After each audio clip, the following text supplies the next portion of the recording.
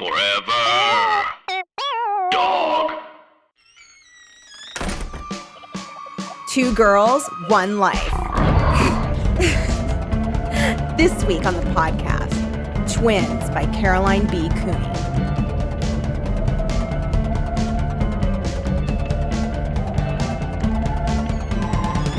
Hello, welcome to Teen Creeps, the podcast that discusses YA pulp fiction. I'm one of your hosts, Lindsay Kaitai. I'm another one of your hosts, Kelly Nugent. And we are discussing today Twins by Caroline B. Cooney.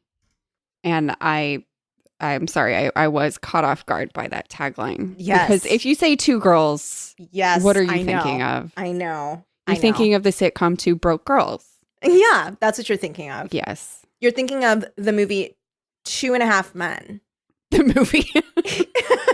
You're thinking of the film Three Men and a Baby. It just calls it to mind and you cannot help but laugh. You cannot help but have a little chuckle. A chuckle. A little chuckle at such just like a raunchy comedy. Certified banger of a book. Wow, what an entry Yes. into the point horror oeuvre. Yes. I mean, stunning. Really, this is all-time Yes. high. All-time high. Like, absolutely This is not a bit, you stunning. guys. This is might a be- stunner. This is a It's stone wild. cold It is stunner. a wild ride. It is truly like there was a moment that I like was very excited for you to get to, and I'm very excited when you texted me and it was clear that you had gotten to it. Because like, okay, first things first, Caroline B. Cooney is so good at concepts. Mhm. Like all of her stuff, like first of all, I was like, we need to fucking adapt this for Lifetime. Yes. Because what a concept, right? Like This is a it's- very also written very dreamily. Yeah, it is. It is. And Caroline B. Cooney is really good at that. Like she with face on the milk carton. It's just that classic. Like, Mhm. what if the face you saw on the milk carton was yours? Like, Mhm. oh, already, wow, right? Or Yeah, I'm drawn like in. where twins, like a cool twin and a loser twin trade places. Cool twin dies as loser twin, and then loser twin just lives the life of cool twin. Like, amazing. Mm-hmm. And then all the details just make it even better. This book was amazing. I mean, it was book insane. delivers. Yeah. Absolutely delivers. It is wild. It's so wild. Okay, I'm going to read the back of the book, which is also written very dreamily. Mm-hmm. Mary Lee and Madrigal are identical twins, exactly alike in every way. Mirror images, two halves of one whole, or so it appears. Until they are separated, leaving Mary Lee lost and alone, and Madrigal more beautiful, more popular, and happier than ever, with a boy who loves her. Mary Lee wishes she could live her sister's life, but when her wish comes true, Mary Lee is horrified to find out that Madrigal was not the person she seemed to be. Yep. Accurate. Accurate. We stand an accurate plot summary. Yeah. And it's accurate but still kind of misleading in a good way. Because Mhm. when I read the back of this book, I thought that maybe she accidentally switched bodies with her or something. Which is kind of weird to have a Also body fun. switch in Also a twin fun. In a situation. twin. Yeah. Why? Where it's like, why What's do the that? purpose? Although, why Yeah, do that here? Yeah. I mean, why do that here? Mhm. But I mean, literally, like every new detail we learn, the book gets better and better. Truly. Because at first, I did not see any of this coming at any point ever. At no point was I like, oh, I see. yeah, I was constantly going, what? the entire time I was like, something is fucking going on and I need to know what. It was truly. Well, when the book started, I was like, okay, so does Madrigal not exist? Also, her I would, fucking name yes. is Madrigal. Mm-hmm. These are twins, Mary and Madrigal. Yes, It sounds like a joke name. it does. I thought Madrigal didn't exist because Madrigal was saying nothing. And she was being very weird. And I assume that was on purpose to an extent. Yeah. Yeah. Like To kind of like make Mary specifically, Lee- I wonder if the intention was to make the reader wonder if Madrigal was real. Yeah, I think so. Because it certainly made Mary Lee an unreliable narrator. Like, I didn't believe her, even though I had no reason. Like, she is reliable. Yeah, she's sane. She has she's all just- of her faculties of reason. She's just mistaken. She's just been deceived. Mm-hmm. Mm-hmm. But I'm going to read just the beginning so people can get a feel for the writing, because like you said, it makes her seem like she might be an unreliable narrator in a very like Shirley Jackson-y, dreamy way of being kept off balance. Chapter 1. They were sending Mary Lee to boarding school. She could not believe it. Identical twins separated? Mary Lee's lovely olive skin was stretched with fear. What does that mean? Her beautiful hazel eyes with their fringe of long black lashes were wide with panic. Each swing of hair, each lift of brow was mirrored in her identical twin. If it had been a fairy tale and one twin had said, "Mirror, mirror on the wall, who is the fairest of them all?" the mirror could have made no answer, for two qualified. "Listen," said Mary Lee, striving to stay calm. Her parents admired calm. "Madrigal and I have never been separated. You don't understand because you're ordinary people, but we're identical twins. We're not regular sisters. If you send one of us away, we won't be whole." Yeah. And then I'm going to skip forward a bit. Let me see. So she just gets like increasingly frantic. Madrigal's saying nothing. It just keeps implying Madrigal's doing the exact same thing. And the parents are like, this is unhealthy how close you are. And I mean, the one thing she does end up saying, being so like there were even though the book was very like dreamy and kind of confusing, I could still see how it was panning out at the beginning in a very dreamy way, where like Madrigal's just kind of like almost floating behind her parents. And then when Mary Lee finally makes eye contact with Madrigal, and Madrigal's like, "I think it's a good idea." I was like, yeah. What? Yeah. Like, and that's the mark of a good writer, where you're like already, and over such a small thing, you're like, "Oh, damn. Yep, she is not shaking." Yep. Yeah. I was She's like, wait, excited about it. I was like, she has never been stronger. Oh my God. And then, okay, I want to tell you the most savage fucking insult that I want to say to somebody someday, but it's so specific. And I wonder if you recall it. Okay, so when Mary Lee goes to boarding school, she's like very depressed and like feels like half of her is missing, and she doesn't talk to anyone. And she's also instructed by her parents to like not talk about the fact that she has an identical twin, which is very strange. Very weird. And so she doesn't really talk to anybody because she doesn't know how to be herself, which we learn is part of the reason why her parents sent her away anyway. And she's not allowed to call her sister. They're only allowed to write letters to each other. And all of this really makes it seem like either there never was a Madrigal or Madrigal is dead. Right. So then this letter comes and Madrigal's like, "I'm coming to visit you." And she's like, "Oh my God, yay. Okay, thank God, because like I've been feeling so weird and alone, and like I have no friends and I don't talk to anybody." So she's like running around all of a sudden full of this like new energy to all the girls. And she's like, "My identical twin is coming. My identical twin is coming." And they're like, "Okay, you remember 6 months into school that you have an identical twin, whatever." And she's like, "No, I do. And she's coming and she's coming." And then one girl says, "So she's identical to you, huh? Then like, who cares?" And I was like, oh, those girls are so bitchy. It was beautiful. And then Madrigal does come. That whole section of them being like so dismissive of the fact that she's excited about this identical twin coming. Oh, I took a picture of this really weird part. I took a screenshot. So they're being so weird, and everybody's kind of talking about twins in a way that makes absolutely no sense. Here it is. The next day at meals, she assaulted tables and gatherings that she had ignored long enough that they now ignored her. "I'm an identical twin," she cried, "and my twin is coming to visit for the 3-day weekend." The popular girls exchanged long looks. It happens at this time of year, said Marilyn with a shrug. Too much winter. The useless ones get crazy. They start believing in identical twins. I was like, so you're telling me this is a standard response to it being February, Marilyn? What are you talking about? They start believing. I was like, as though they're not real? It truly They is. start though. believing in the fairy tale of identical twins, which, as we all know, is not a real occurrence. Okay, here's what I will say. If I'm imagining myself in, is it Marilyn? Marilyn's shoes. Mm-hmm. And this like weird quiet girl who's never mentioned having a twin all of a sudden runs up to me, who never spoken to me, and says like, I have an identical twin and she's coming to school.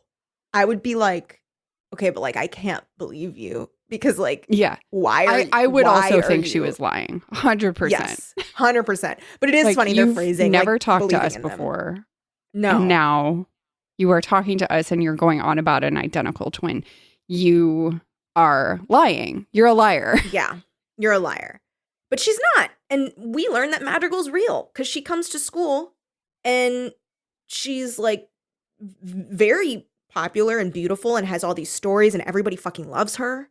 And it just really makes Mary Lee be like, oh, so it is possible to like make friends. I'm just like the bad version. Yeah. Okay. I'm the lesser twin. Mm-hmm.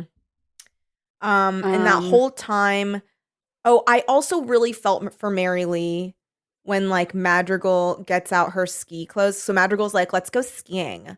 And she's like, I don't know, I'm just going to study. And she's like, come on, everybody's going to go. You live right next to a ski resort at this boarding school. You might as well go. So she's That like, is so "Fine." funny that their boarding school is across from a ski resort. I know. Lucky. Are they in like Vale or something? And so she's like, Madrigal comes out and she's dressed in not the neon of the season, but like just like very classy ski clothes. She's wearing And- like a burgundy suit with green plaid and like Mhm. black fringe or something. Not Yeah. fringe like hanging, but like black lace accents or something. Yeah, like she's looking very like Burberry, you know? She's like Yes. she's looking very classy and like Very Mary like Lee is 1994. yes. And she's like, oh, she looks so grown up and like I look so I could just be lost in the crowd. She stands out. Now, we never learn the real reason why Madrigal came out there. Why do you think she did? To kill Mary Lee. You thought she was going to kill Mary Lee? Yeah, that's what John Pear says. John Pear. I know, but John I felt Pear. like he was lying. John Pear says John Pear. over and over. I think she went there to like fucking kill Mary Lee, and then either I started to form this like head canon that she had killed herself to get away from John Pear, Oh, but like possibly. went there to kill Mary Lee, couldn't do it, or was like setting her ski lift up to Yeah. fail, or like Yeah. knew the one she had set up to malfunction and dump her out, Right. was going to like kind of relegate Mary Lee to that one, changed her mind, switched ski outfits with her, and then got herself killed on purpose. Wow. That's my theory. Yikes. Well, so that's what happens. They trade spots or they trade clothes because Madrigal's like, look, like try just wearing my clothes and pretend to be me and like just be fun and friendly. And then you can prove to the girls that like that's how you can be. And so this will be a great way for you to get like a fresh start. Yeah, like you just need a jump start, like a car. Yeah. And Mary Lee's like, okay. So they trade clothes. And then Mary Lee finds out that like everyone's like, I wish that you went to school here and not your boring fucking sister. Yeah, you're fucking dud of a twin. And she's like, oh, uh-huh. And You then, have to like vacation with us on the islands. oh my God. She gets invited to all these things. And then she sees her twin dressed as her, just alone and being ignored by everybody. And she's like, wow, like, that's what I looked like. I feel bad for myself. I should have been trying at least a little. And then as they're on the she's like behind Madrigal. Madrigal's on her own ski lift chair because she doesn't have anyone to sit with pretending to be Mary Lee. And then she just falls off of the fucking chair. The chair breaks. She falls down onto some rocks and is dead. Legitimately dead. I thought she was going to come back. I thought she was going to come back, but she was dead. They cremate that bitch. Yeah. We might as well have been right there in the cremation chamber with her. Like, she is dead. So she doesn't come back. She's dead. Which I liked that. I liked that there was I'm no glad that this isn't what bitch. happened in the story, because what happened was so much weirder. I mean, yeah, you guys, we're in like the juicy fun part right now. Like, we are yet to really get in the weeds.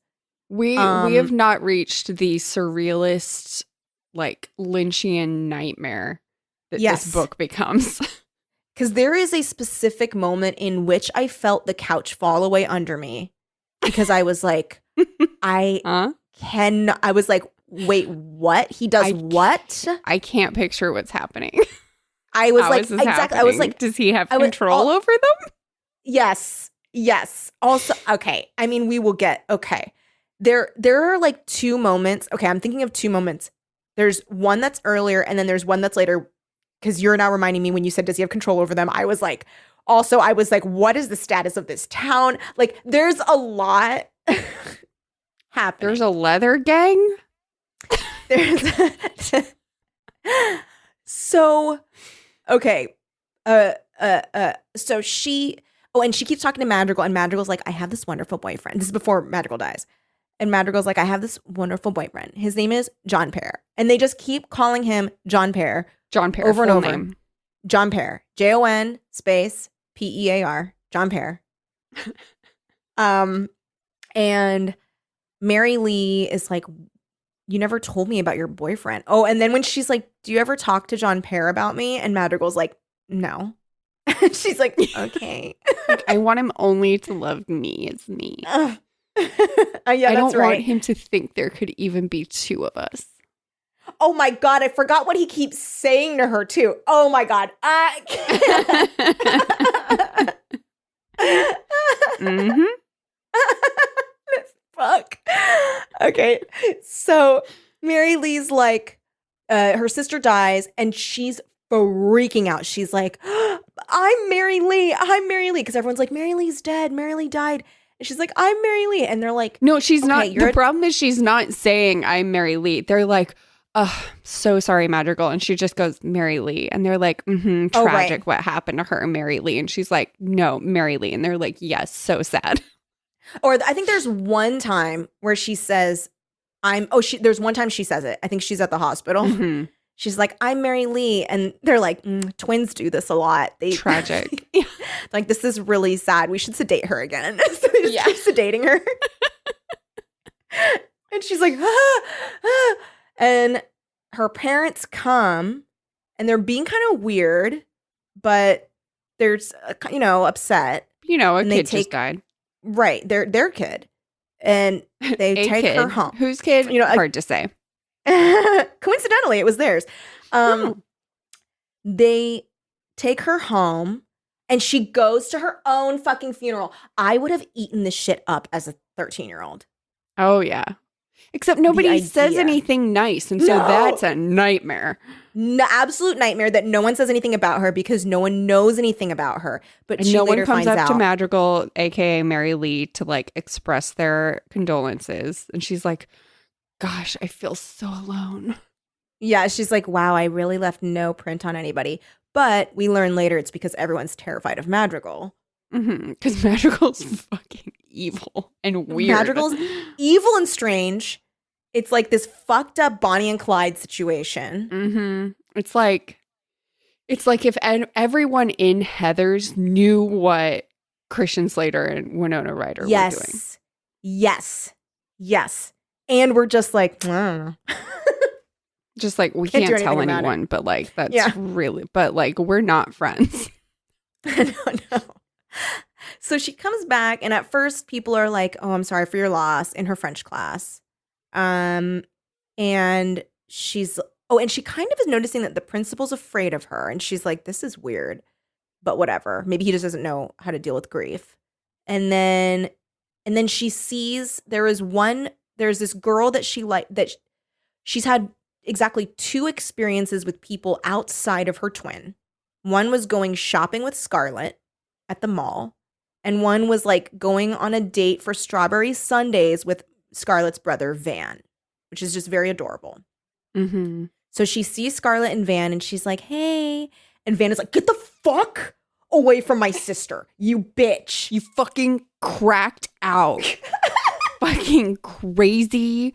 Like, after what you did to her. And I was like, what the fuck did she do? Yeah. Because this was mere bullying reaction. No. Nor was it mere bullying.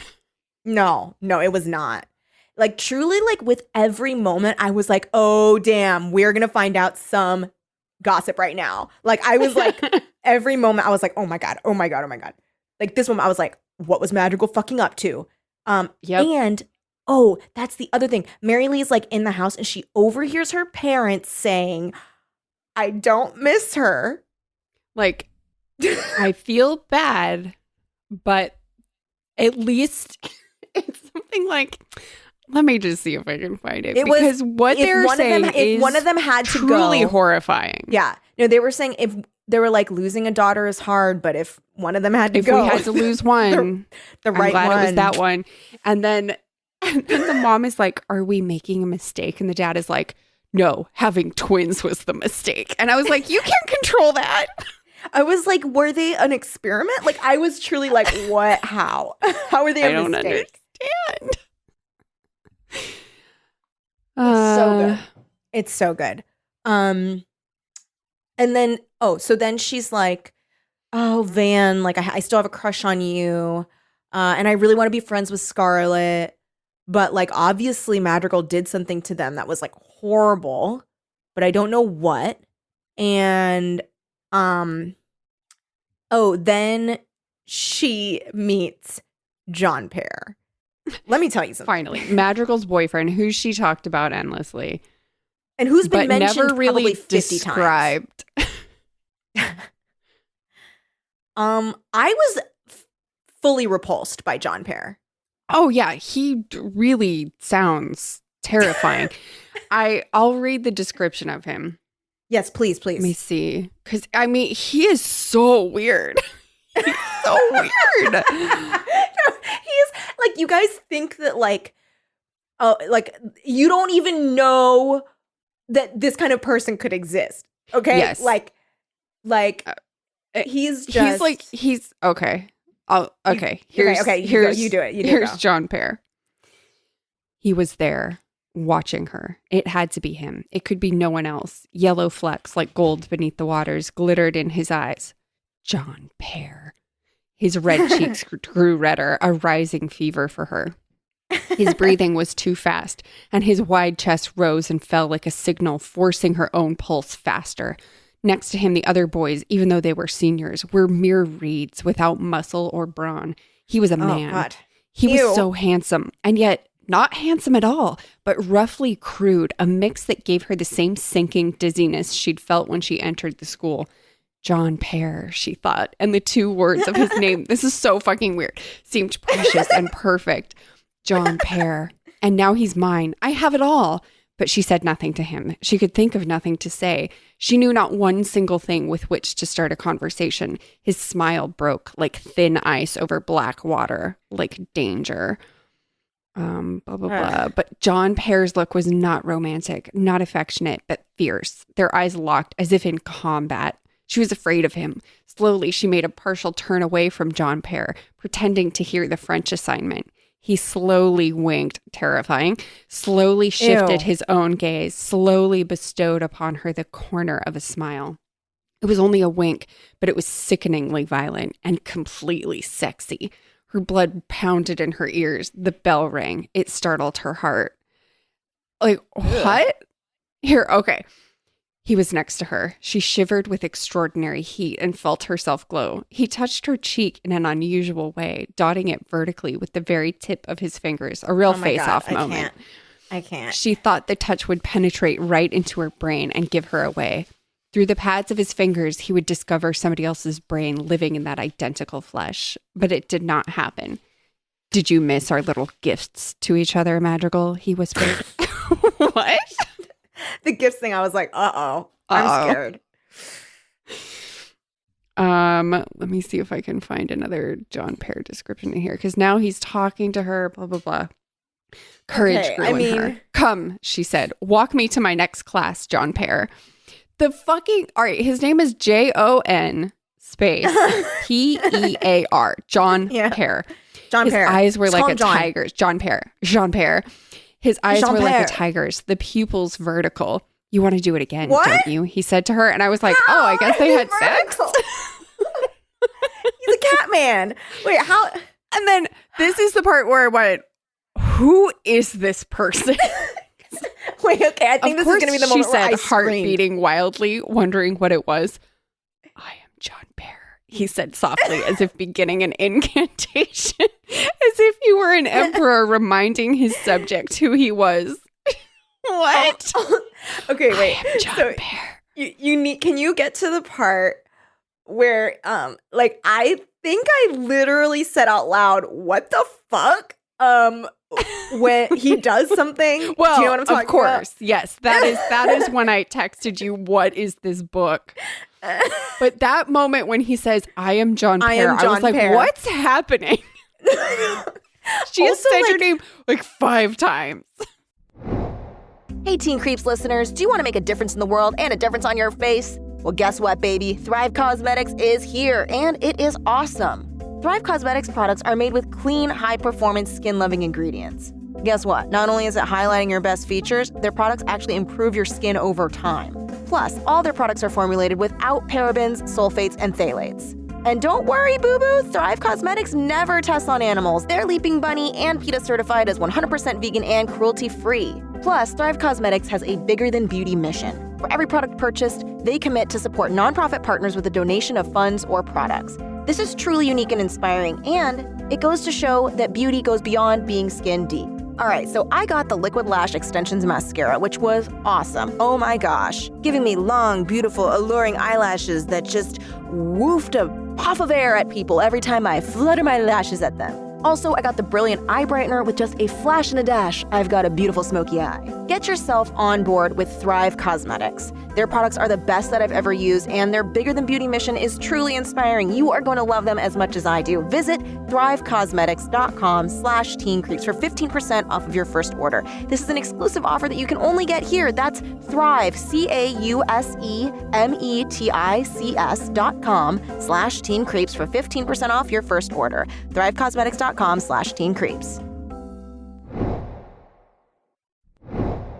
Hey, Teen Creeps listeners, sometimes when you hear about great deals, you think it's gotta be too good to be true. But guess what? Mint Mobile ain't too good to be true. They offer premium wireless service starting at just $15 a month, and there's no catch. And that's because they're the first company to sell wireless service online only. They cut out retail stores, so there's no overhead costs that get passed down to you in the form of mystery fees. Instead, Mint just passes on sweet savings direct to you. I love Mint Mobile. I scream at everybody about Mint Mobile. I love that you get the same great service for a fraction of the cost of big wireless. Everybody I know that I got switched over to Mint Mobile loves it, and they're so happy that they're saving so much money. For people looking for extra savings, Mint Mobile offers premium wireless service for just $15 a month. All plans come with unlimited talk and text, plus high-speed data delivered on the nation's largest 5G network. You can use your own phone with any Mint Mobile plan and keep your same phone number along with all your existing contacts. And if you're not 100% satisfied, Mint Mobile has you covered with their 7-day money-back guarantee. Switch to Mint Mobile and get premium wireless service starting at just $15 a month. To get your new wireless plan for just $15 a month and get the plan shipped to your door for free, go to mintmobile.com/teencreeps. That's mintmobile.com/teencreeps. Cut your wireless bill to $15 a month at mintmobile.com/teencreeps. Also, it's very weird because like I don't remember exactly where it is, but they kind of insinuate that like that's what they call him, but like maybe his real name is something else because Yeah. he's We, like, yes, that's what you never call find me. out his story. Well, also she's like, why isn't he ever in class? And you're like, wait, Yeah, why? That's a good question. Is John Pear like 32? Is John Pear real? And then here, John Pear. Here. She repeated, tucking his name into her own heart, knowing already that Ew. nobody ever called him by just one of his names or by a nickname. He took her hands, and it seemed that their hands merged and became one. He looked into her hazel eyes, and his yellow eyes focused on her as if, from now on, she would see only what John Pear saw. I mean, she is swooning and terrified. Yeah. Oh, wait. Okay. Before the moment that he does something. Okay. He One says more something thing. that's very insane. You Is it? I wonder if this is going to be I'm the not thing. about to read it. I just wanted to read this other part where it was like, Okay. huh? I think in this Her you might hair. be reading. I hope. Her hair, which had always had feelings, prickled beneath his palm, each strand fighting to be free, whatever choice John Pear meant. Oh, yeah, because he has just said, shall we choose again? And she's like, huh? Whatever she's like, choice "You John do." Pear meant, it was not love and not nice. Evil soaked his speech. I was like, your hair has feelings? Yes. She's like, as it always has. And I'm like, wait, what? Huh? Okay. Then there's a moment where he like leans into her. Yes. And he's like, I'm your twin now. And I was Yes. like, what? No. At last, you have somebody who truly understands you, a twin of the heart and soul instead of the flesh and blood. It's like, And then- oh no. And then he like keeps throughout the book, keeps being like, you got rid of the fake twin. Like, I'm your real twin. I'm the real you twin. and me, we're twins. I am your twin. We are twins together, and I am your twin, and you are my twin. But here's the fucking craziest part of Yes. the book. And there's Yes, more yes, crazy parts to come. Yes. John Pear came very close. He took her hands away from her face as if they were his hands, as if he owned them, as if she had them only on loan. Oh What my God. was he doing? Oh Again, no. his fingertips dotted her cheek. Stop. Oh my What God. did he? John Pear held a small glass vial beneath her eye. He caught her tears within it and capped them with a tiny black rubber stopper. The vial, on a heavy gold chain around his neck, fell back against his chest and swung there. She stepped back from him, staring from the glitter of his yellow eyes to the captured tears, which, by the way, later in the book, she says also have feelings. Yes.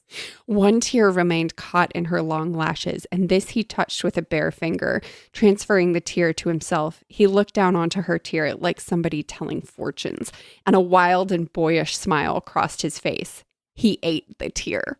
Yo. I felt truly ill when he I was ate like, the tear. this is real terror. I feel unsafe. I felt absolutely unsafe. It like he ate the tear. That's like very disgusting to me.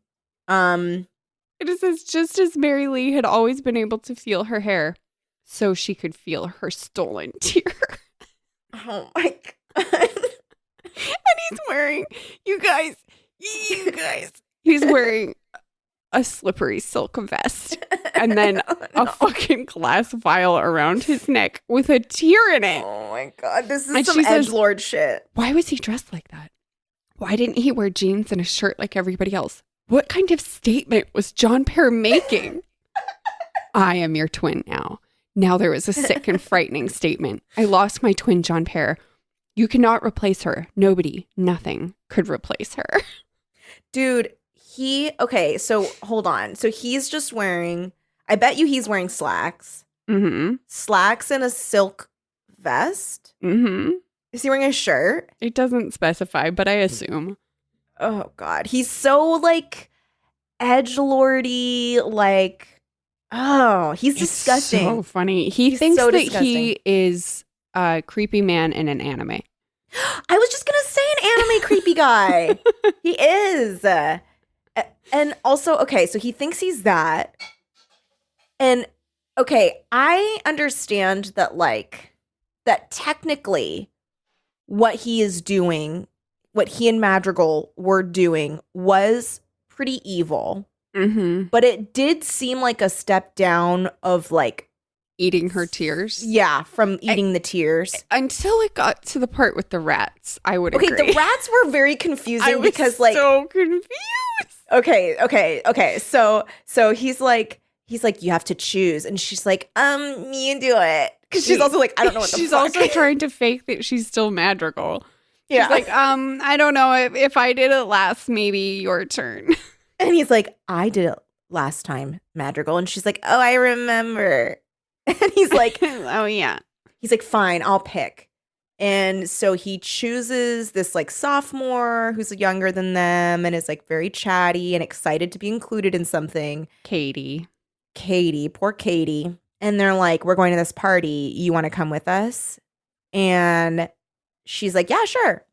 So she gets in the car and they're driving and he starts to go towards the highway. And they're like, why are we going in the highway? And he's like, because it's shorter this way. And he's like, and he like kind of looks at Madrigal like all excited. Madrigal's like, what the fuck's going on? Mm-hmm. And they get off of, so they're going through the city. And the girl was like, I didn't know the party was in the city. And he's like, yeah. And apparently the city is very scary and evil. Yeah.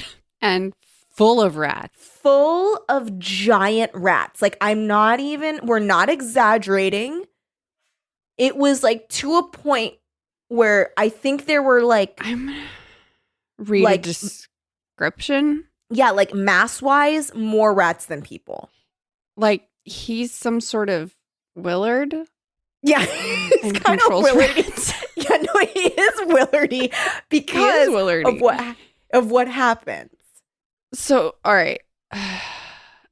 Also, this is very like fucking white racist panic. Yes, it is because the city, the urban area Uh-huh. is scary. Mhm, yeah, it was. So the suburbs ended, the city began. It was a city whose symphony and museum, fabulous department stores, and famous shops lay in the very center.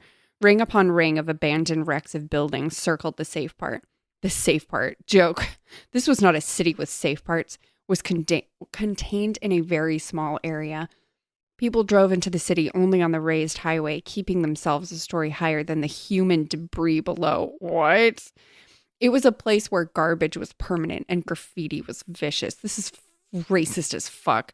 it's The also, homeless yeah, it's died very in pain, like terrified. and the drug yeah. dealers prowled like packs of animals looking for victims. And like, thank God she never mentions race, but like, come on. It's a very like 80s edutainment idea of the city, you know? It's like it's like as if this takes place in like Escape from New York. yes. So they pull out into these neighborhoods. The road onto which he exited was pockmarked like a disease. Shadows moved out of their own accord, and fallen trash crawled with rats. John Pear, you got off too soon, said Katie nervously. People never get off the highway here. Get back on. The only safe exit is another mile up. This is a terrible neighborhood. Even I know that. John Pear, we can't drive here. He keeps driving. A gang in leather and chains moved out of the shadows to see what was entering their territory. I forgot about this gang. Yikes. John Pear, said Mary Lee, too afraid to look and much too afraid not to look. What are you doing? It was impossible to imagine that human beings lived here. It was another planet, as the mind of John Pear was another planet. The gang could have enveloped the car, but perhaps they were too surprised, for they simply watched and John Pear turned the corner. Or maybe it's like, that's just like not what they do, Mary Lee. Yeah. Like, they don't just attack any car that comes into their neighborhood. Bleh. Also funny is that it's like and you mentioned this earlier, that it's like a leather gang. Like it's all leather daddies. Yeah. Leather This and is chains. it's a very like Tobias Funke idea of like gangsters. Of how they dress. Yes. Yeah. So he stops and he's like, oh, Katie, you should get out of the car and get into the front seat with us. And Katie like doesn't respond, or she's like, I don't want to get out. And she's not Yeah. smiling. And John Parr is like grinning like a Cheshire cat. And he says, what do you think we're going to do? Leave you here? And it's like, oh, I guess that is what's happening. And so she gets out and he fucking drives off slowly so that she chases them first. It's like just slow enough that like she just can't get back in. Yeah. It's so mean. And Katie could only a few miles an hour, and Katie could keep up with them if she ran fast enough. Katie pounded on the metal of the car. Stop the car! Let me in! What are you doing? Do you want me to get killed? She was screaming. Her own screams would bring the gang. Mary Lee was immobilized. This, then, was the entertainment of her own twin. Evil without vampires, evil without rituals, evil without curses or violence. The simple and entertaining evil of just driving away. She's like trying to grab onto the glass. Oh yeah. And he's just loving what the panic is doing to her face. He Mary Lee likes is saying to see stop. people. He likes to see people think they're going to die. Yeah. He the way he puts it is like he likes to watch panic turn people into animals. Yes. And then they leave her behind. And so she's out of sight for a second. mhm. Because then Mary Lee, aka Madrigal, gets like also pushed out. Later. So blah, blah, blah. She asks what he did to Scarlett, now understanding more about like the kind of torture he was enacting. Oh yeah. And he The way says, she asks is so well, funny. she was much more scared than Katie. I like talking about it. Scarlett didn't even run after us. She just folded up on the sidewalk. Then here's where I was like, I don't understand what this book is. Then rats came out to investigate. She didn't get bitten or anything, but they walked on her. She went insane for a while, I guess. It was so neat. We followed her block after block, just watching. She was seeing rats everywhere. She ran deeper into the tenements instead of out. She kept screaming, help, as if anybody here would help anybody. Like, are they in Gotham? What's going on? It felt very Arkham City. Like it was very weird. Yeah. Also, I love the way that that Mary Lee gets him to talk about it. She's like, what happened with Scarlett? And he's like, don't you remember? And she's like, I just like to hear you say it to me, the story that I also know. And Yes. he's like, We both cool. know this story, but I'd love to hear it again. And you tell it like a bedtime tale. They were probably all laughing too if they heard over their radios and televisions. So then Katie is falling. She's trying to climb up the car. He accelerates. He turns a corner. Blah, blah, blah. And he says, okay, so Scarlett and Van didn't tell about them or tell on them. And then old Scarlett was so blown away, said John Parr, that even though a fire truck happened by and found her, she got her story so wrong it was comic. She got the times wrong and the description of the car wrong and the rats wrong. You and I really couldn't have done it. Hysterical. Scarlett set us free. Dan's a little irritated, of course. Scarlett spent 2 weeks in a mental ward getting rid of rat visions. Huh? I found a rat and put it in her locker. And she ended up back in the hospital. The only thing wrong was I wasn't there to see her face when she opened the locker. There's no point in doing this stuff if you don't get to see them panic. What? How did did he control? He made her go insane with rats? Yeah, and then he like kept her insane by putting him in her locker. Like it is. And then he just makes her so get funny. out, and she starts to panic too. And a rat is running over her shoe and starting to eat the shoelace. Oh yeah. And she like pretends to beg to be let back in, but she's actually like, I think she's standing strong, Yeah. like in her mind. And she's just like, I got to take this guy out. Yeah. Because her foot got caught in like a broken step. And he lets Katie and Mary Lee back in the car. And then, okay, John Parr took Katie's hands away from her face as if those were his own, as if Katie had them on loan. Her face was stricken and tear-strained. He chose a tear, lifting it carefully with a bare finger. He looked down onto the tear like somebody telling fortunes, and a wild and boyish smile crossed his face. He ate the tear. So just exactly what she had written before. Exactly what she wrote before. I mean, honestly, enough with the tears, John Pear. We get it. Yeah, because he's not a wizard. No. He's not some like evil warlock eating tears and like casting spells. He's just fucking weird. I know. And so now she knows He's that she was very sent weird. away to be kept away from Madrigal. And the parents knew that she was not Madrigal because like the second they saw her, they were like, oh, the not evil one survived. Yeah. And they were like, she's coping. I don't know. Like, so they were actually like very relieved that Madrigal is now out of their hair because like it was a very like, we need to talk about Kevin situation. So they were like, whew, thank God. But now this is the part. There's like a big chunk of this book where Mary Lee is like, I need to figure out a way to defeat John Pear. And I was like, girl, just beat him in the head with a baseball bat. Like, I don't know what the fuck you're doing. Like her like weird, like where she's like, okay, I have to pretend to like be next to him and like pretend to still be. And then she comes out as being Mary Lee and she still is like, I have to figure out how to defeat John Pear. I'm like, just do an act of violence on him. I don't know what to tell you. Like, whatever you're doing is bullshit. I love the it was moment very where strange. she tears the vial of tears off of his neck and she just throws it aside. It's like taking away his amulet. I thought that was a fun scene. But then she's like, I know, I'll make sure he wants to do something at the winter carnival. Winter sleigh day.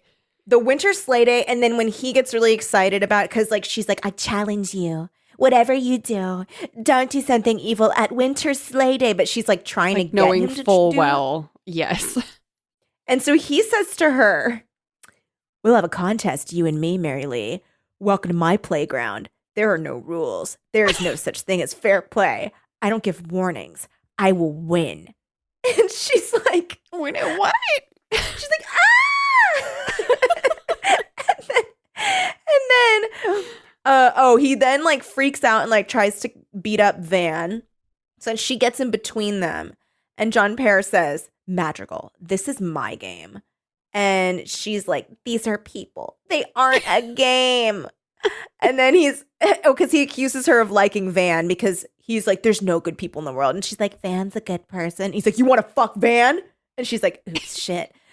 And then she says to herself, hold on, I want to see.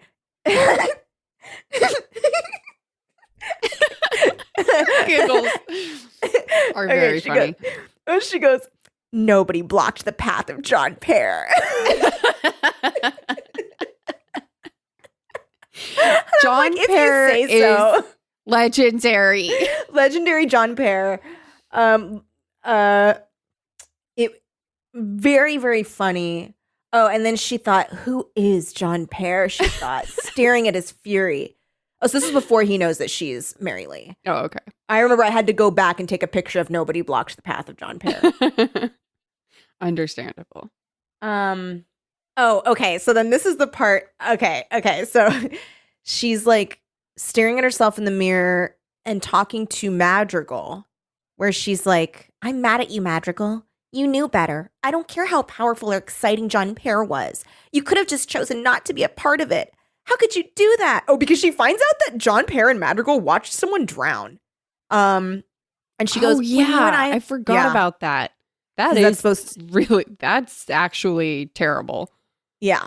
And he's like, it's not illegal, which it isn't unless it's a child drowning.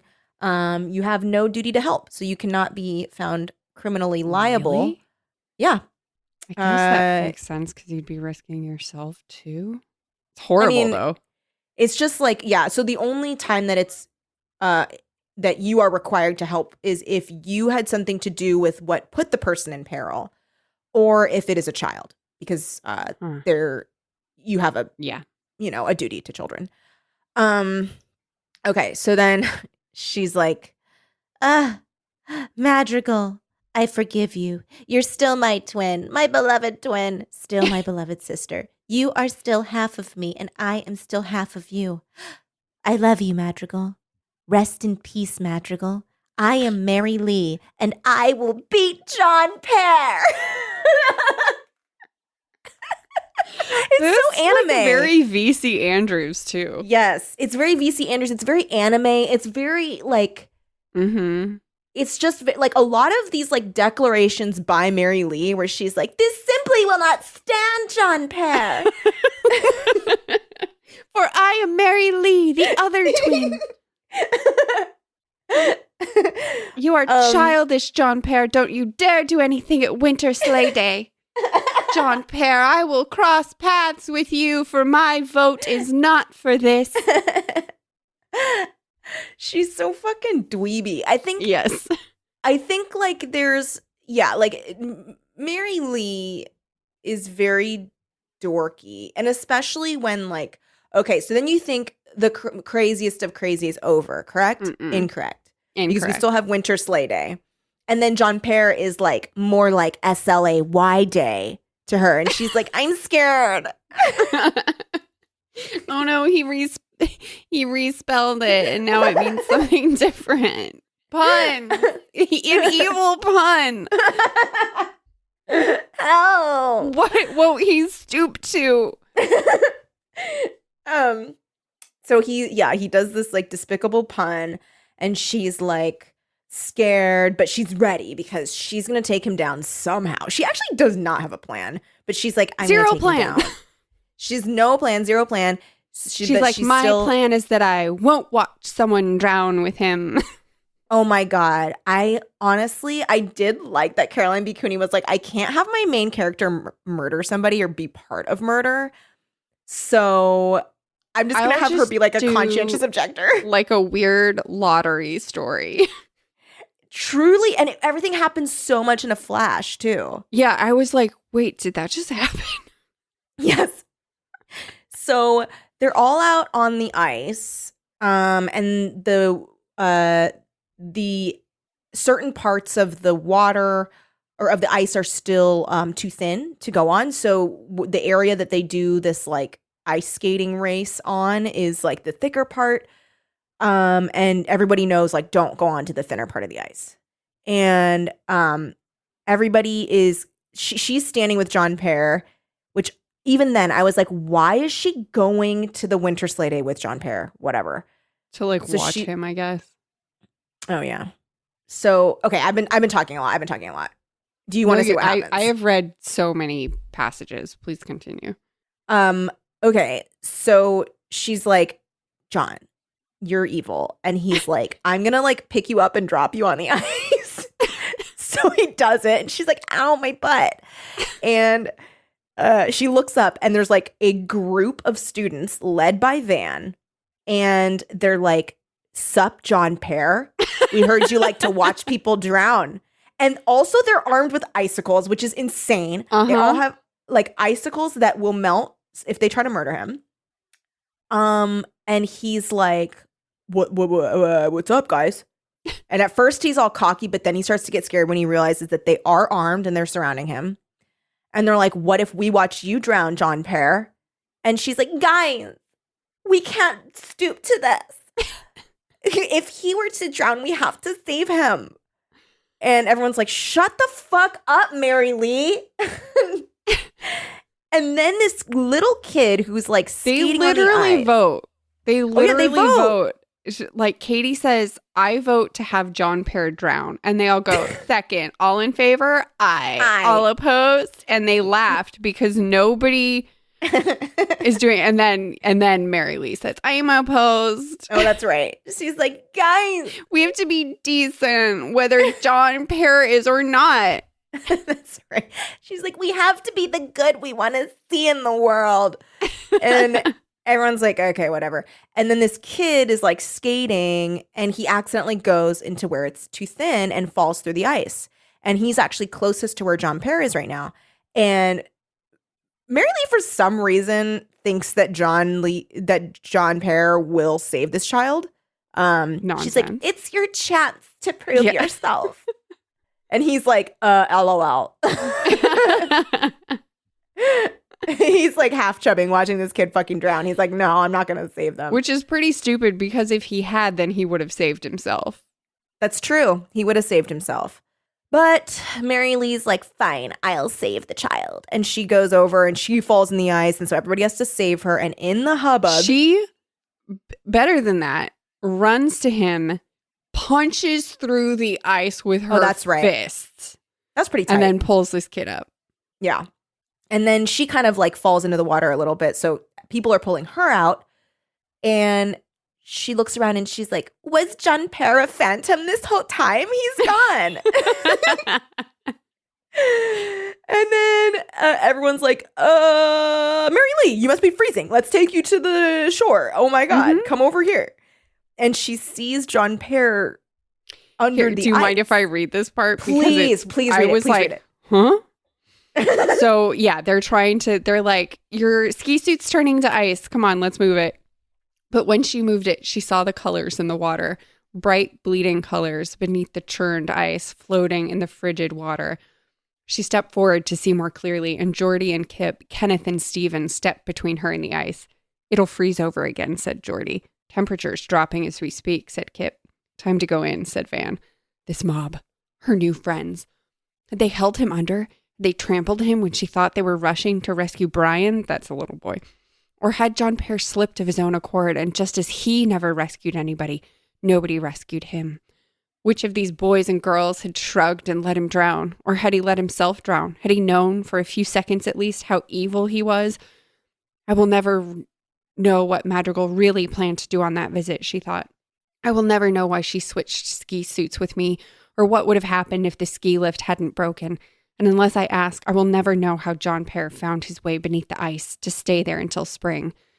Carry her, advised Katie. I think she's going into shock herself. Lift her up on your shoulders and carry her to the warming cabin. They were ready to let the ice freeze over and the past stay past.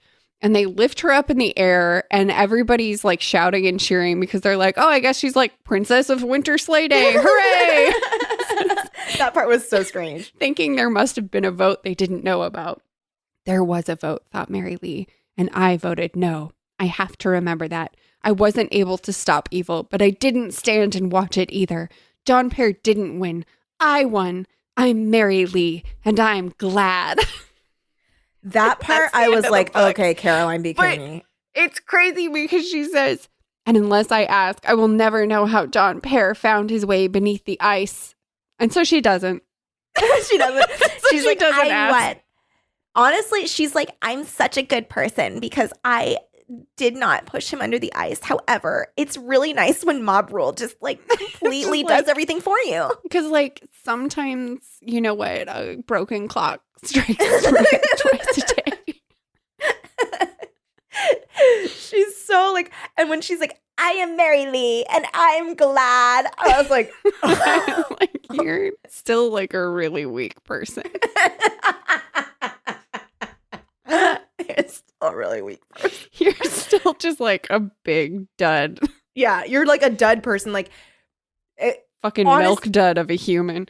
It was, I mean, what a beautiful story. Mm. Like truly, I cannot, I think this will be maybe my hardest recommendation to read so of the year so far. As far as point horror era books. Just because it's such a journey. Mm-hmm. Yes. Oh, by hardest you mean like you're recommending it the most. Yes, the most. Yes. Agreed. This is an absolute must read for everyone who listens to this podcast, because what we have read and explained to you is not nearly the experience of reading the book. It's like fucking weird. Yeah, it's seriously is maybe one of the weirdest books that we've ever read. And that's the thing I loved about it, is that there were definite choices that were then doubled down on. Because a lot of times, you know how we're like, we like read something and we're like, man, I would have liked if like this person was a little more, you know what I mean? Mm-hmm. This, everyone was at an 11. Everyone was more. Everyone was so much. I'm trying to see the Goodreads. People don't really like this book on Goodreads. They're wrong. They're wrong, and They're it's good. so wrong. They're so wrong. That's a crime. Yeah, an absolute crime. I would say 5 stars. 5 stars. 5 stars. Great. I mean, there are a lot of people that did like it. Michael Burhans likes it. Good for Michael Burhans. Oh my God. Okay. I mean, I'm reading these people's reviews and they're just like, I just feel like this book is weird. Yeah, it is. Like, That's what's good about it. Like, they're like, I don't believe that twins are that close. Like, twin waves, really? Oh my God.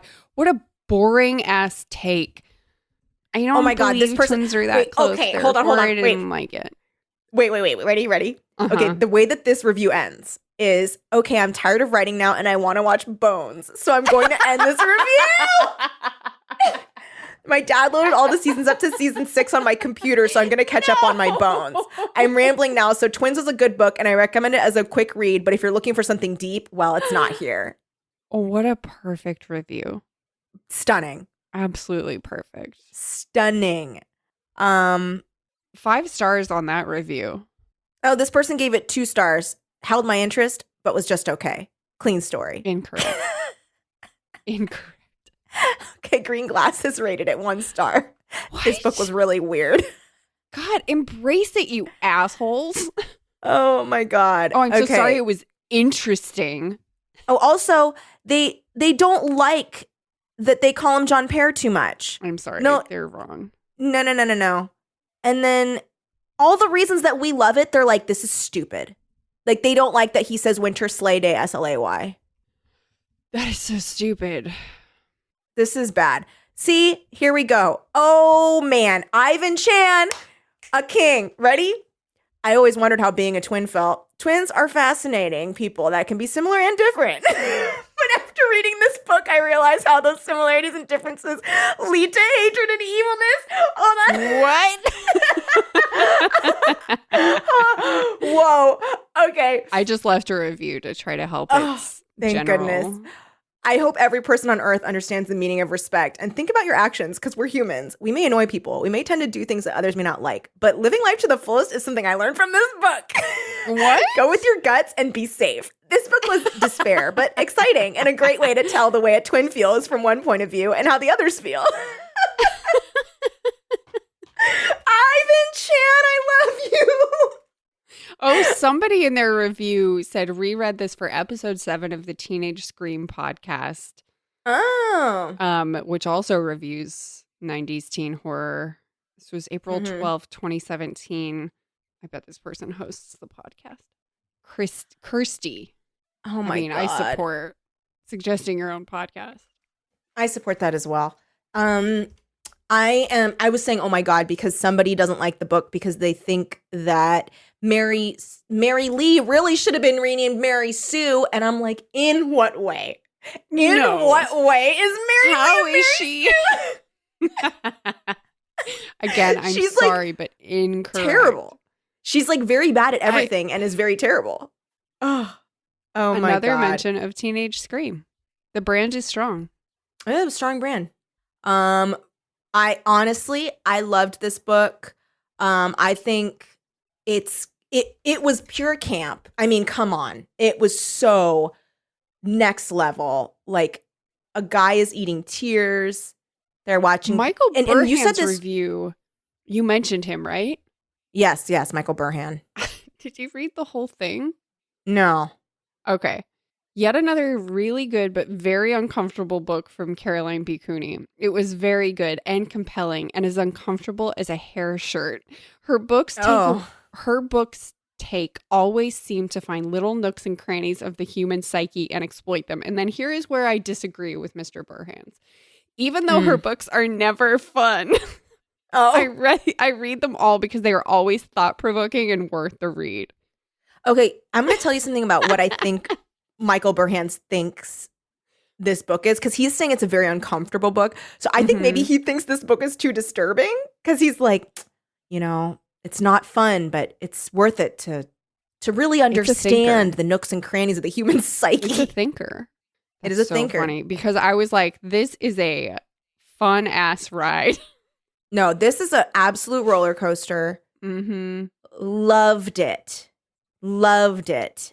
For literally every single love this. Bex, 4 stars. Tense psychological story with a WTF ending. This was interesting and well written, if a little rushed to finish. I wonder if Mary Lee ever asked the question of the mob. I wonder too. Probably not. What? This review is baffling. Huh? Okay. Marna rated it 2 stars for one. Its reviews from 2015. Wrote a really dumb blog post on this no one read. I thought I'd try one of those literally what happens approaches to WordPress popular among younger millennials with apparently no education / ability to actually write and miss the bandwagon on even that. I don't think anyone is even writing those anymore. Well, back to writing fake hippie bullshit about the lessons I've learned in life, etc., when really I could give less of a shit. I want to be well-fed, read dumb books, watch dumb movies, and not get cancer. Okay, Marna, That I'm going is to a tell you wild something. ride in itself, huh? I'm going to tell you something. I think, I wouldn't blame the fact that nobody read your blog post. Also, you didn't even link to your blog post. This is why nobody's reading it. Very confused by Very confused. this review. Yeah, I mean, I among feel like younger millennials. well, thanks for calling us young. Honestly, I loved this book for every reason that people did not like it. Someone called it a hysterical fantasy. Mhm. Hell yeah. Hell yeah, it is. Hell yeah, it is. So it makes it so beautiful. Nailed it. Wrong review. Wrong rating.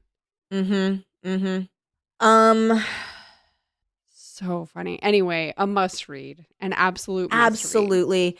It's on Open Library and you can rent it for 14 days at a time, which is a huge relief. I couldn't. Somebody must have checked it out or something. Or it wasn't yeah. showing me how. It usually just shows at the top, so someone else might have been reading it. Oh, Teenage Scream does seasons. What do you mean seasons? Like, do they take time off? Yeah. Because their last post was 2 months ago. Season 7 wrap God. up. Must be nice, Teenage Scream. I know. I mean, honestly, we could do that. It's well within our abilities. We could, but people support us on Patreon. I feel we owe people an episode a week. Oh. Especially after almost 5 years of this. Yeah. We can't just switch to seasons now.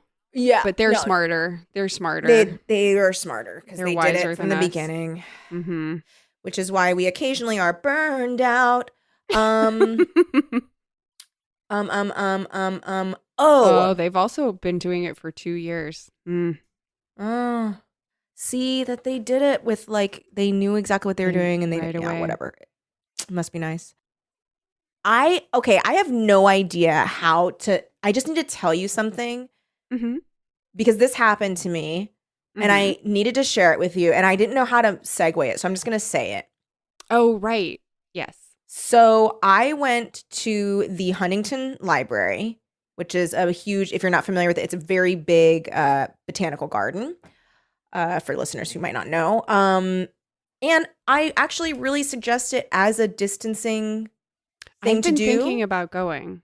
It's great. They do all of their paths are one way only. So you don't go, you know what I mean? You're not really close to other people. Mm-hmm. Okay. I went there with, and we met up with one of our friends.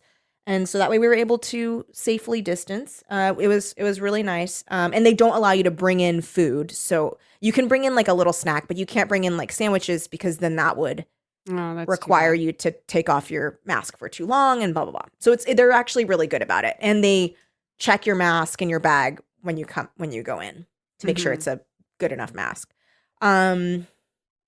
So I go there and it's me and Micah and his friend, our friend Wes. And we are basically the way it is because it's all one way pretty much. You're pretty much behind the same group the entire time because you can't just go wherever you want. Mm-hmm.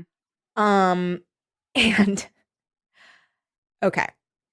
First of all, I'm gonna say #free the nipple so that way people aren't thinking that I'm fucking anti. Approved. Right. But let me tell you.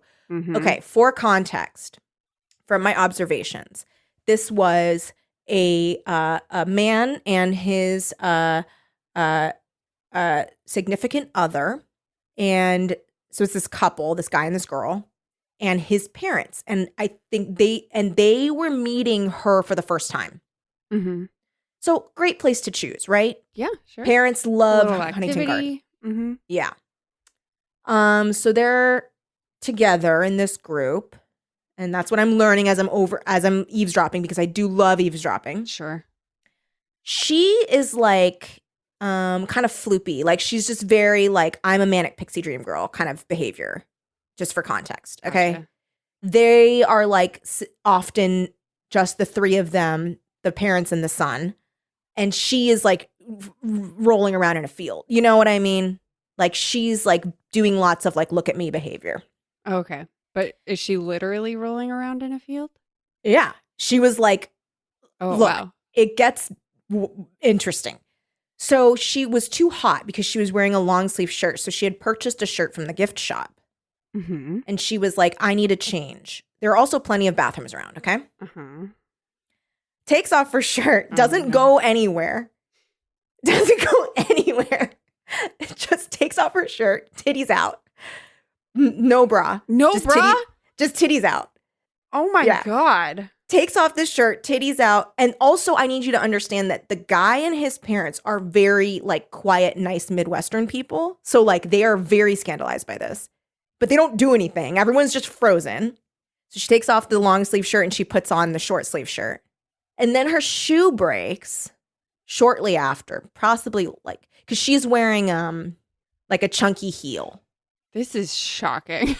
Yes. No, so I'm freaking out already because I saw the titties and I was like, oh my God, what's happening? And Micah and Wes were just like, oh, yeah, that's weird. And I was like, hello? What? Yeah, I was like, excuse me? No, that's truly bananas. Yeah, yeah. So then she breaks her shoe or something. So she's like, I know, I'll solve the problem. And like stomps over to some caution tape that's like blocking off a bathroom, rips it down and ties it around her foot.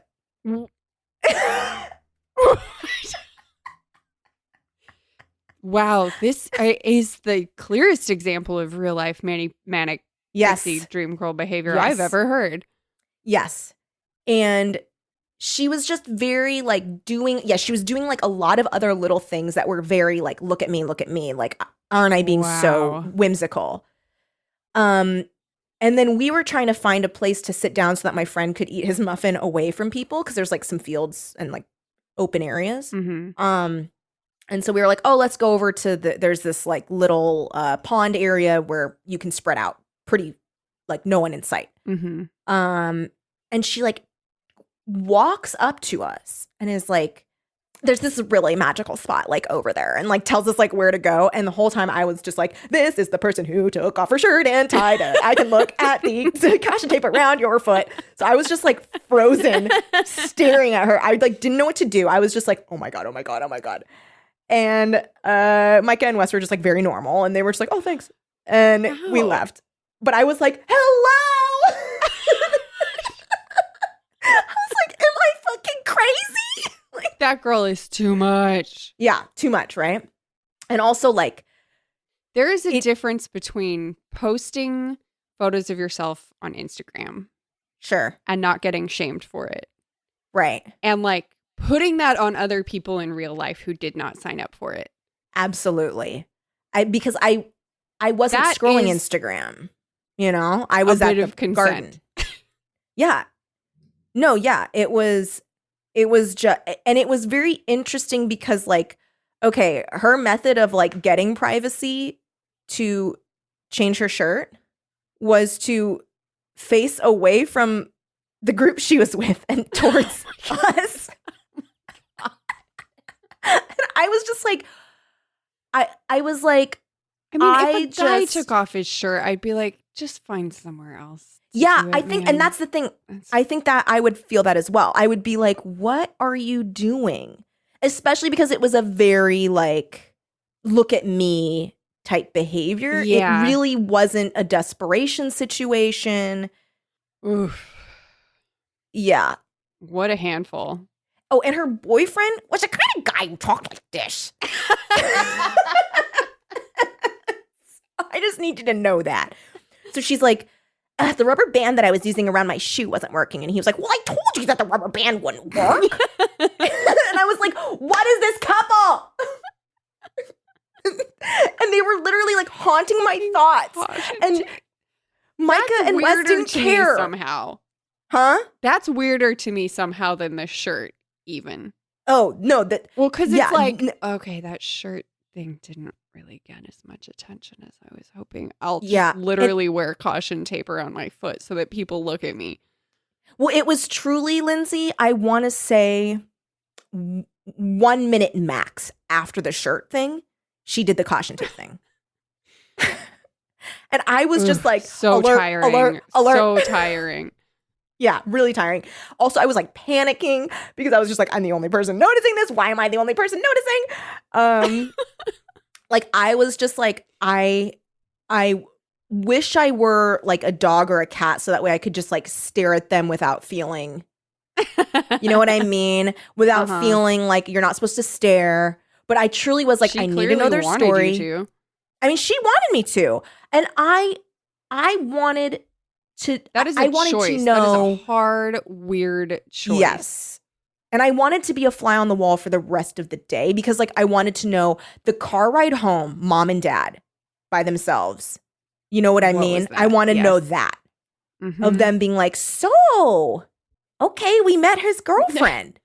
So that was Sheila.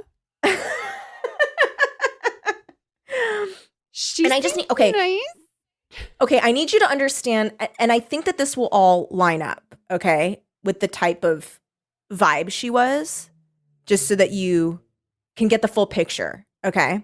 Just like for her outfit, because I think this will all track for you, okay? Okay. She's a white woman. I think this is very obvious.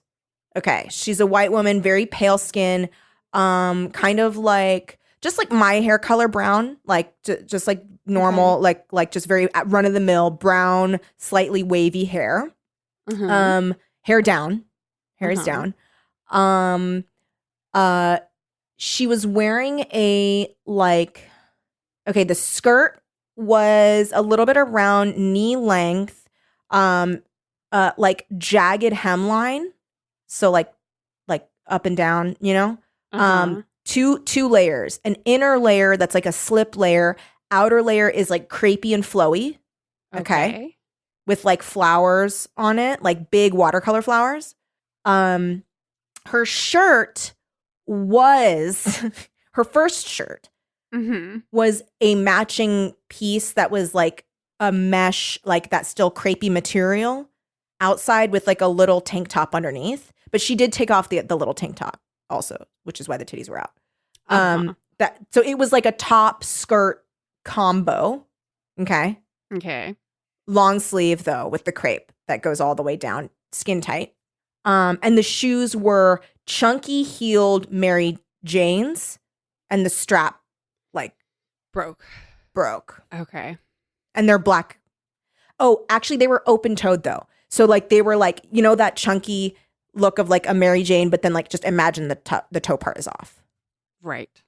And then carrying like 3 really big plastic bags full of stuff. What? Full of what? Like, well, she went to the shop, so I think she bought things other than. How much could you want to buy at the Huntington Listen, Gardens? I have no idea, but apparently she bought other stuff other than the child. Oh, also the shirt that she changed into was what looked to be, from the cut of it and how short it was, because I don't think they sell belly shirts at Huntington. Was like a child's like Huntington Garden white t-shirt. So like that was like the vibe. And she was like very so exhausting. Yeah, very floopy, very just like not just because like I get how old? Very like, oh, I want to say probably like 23. Okay. That age. Because I get very plant nerdy at the gardens, right? Like I'll be like, oh, look at that flower. It's so striking. Or I'll be like, oh, look at that animal. Or I'll like smell, if no one's around, I'll pull down my mask and I'll smell a flower or something. But she was just very like not just walking over somewhere to look, but like flouncing, Mm-hmm. that kind of like, oh, look at me She was run a over to this flouncer. fountain. Yeah. Oh boy, she was just living in her own little movie.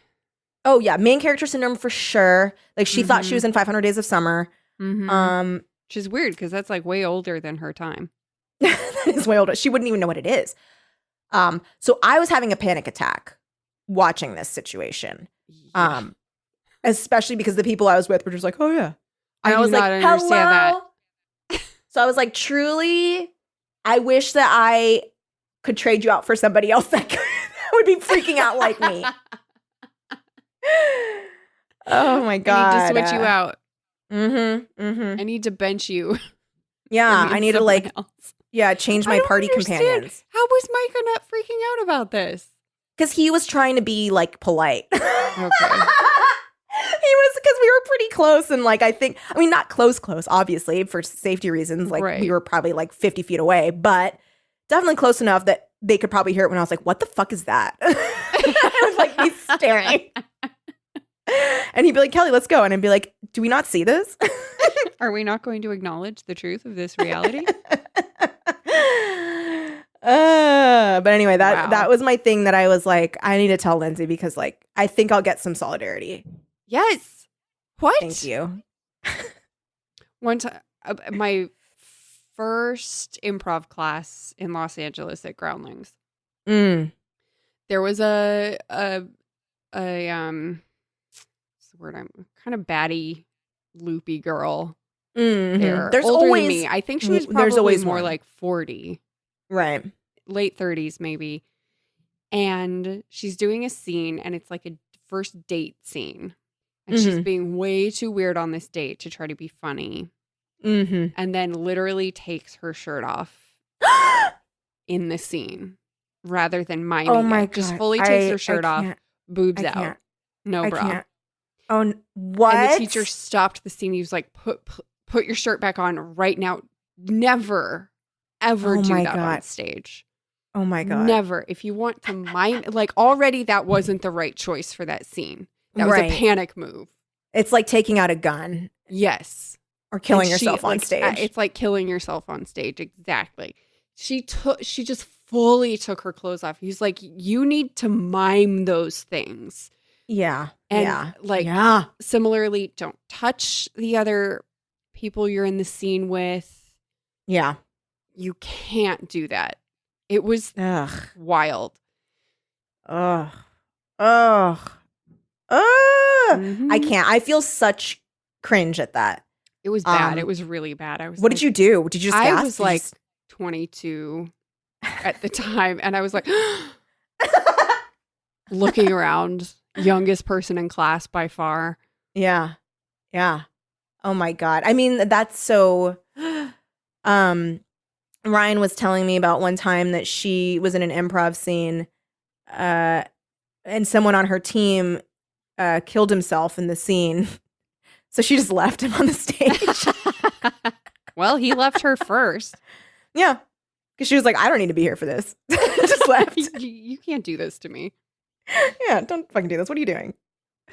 But yeah, I mean, it's kind of like that, but in person, in real life, Mhm. On an actual date with on an their actual date with parents. their parents there. Oof. So I that's think that like was the not part that got acceptable in me. an improv scene, therefore not acceptable in real Yeah. life. But now we know that was like something that would happen. It would. So retroactively, I owe that girl an apology. Yeah, you need to go. You need to find her and be like, I made some serious mistakes in judging you. Like, did I actually say anything to you out loud? No, but I was judging you in my head, and for Right. that I apologize. Mm-hmm. But also, Mhm. don't do that. Don't do You that. shouldn't have done it. It was weird. It's really weird. I just feel like no matter who you are, right? Mm-hmm. If you are in some kind of classroom situation, you don't need to take your shirt really off. No. Ever. It's just not appropriate. I'm sorry, No. but it's not appropriate. And I know think that sounds prudish, that's but- where we are. I don't think that this is a backwards thinking on our part. No.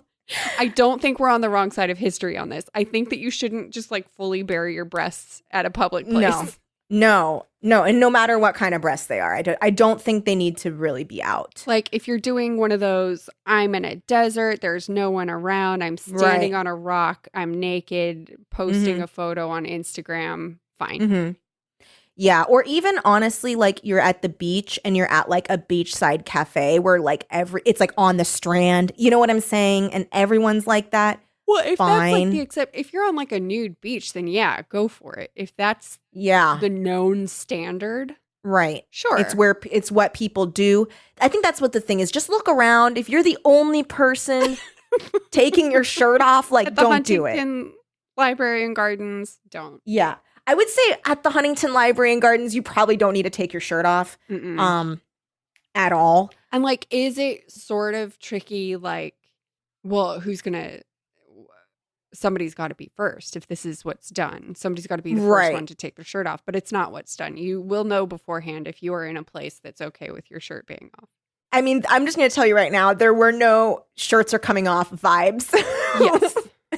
From my experience there. So I Rough. don't think you need to take your shirt off. And that's the lesson here.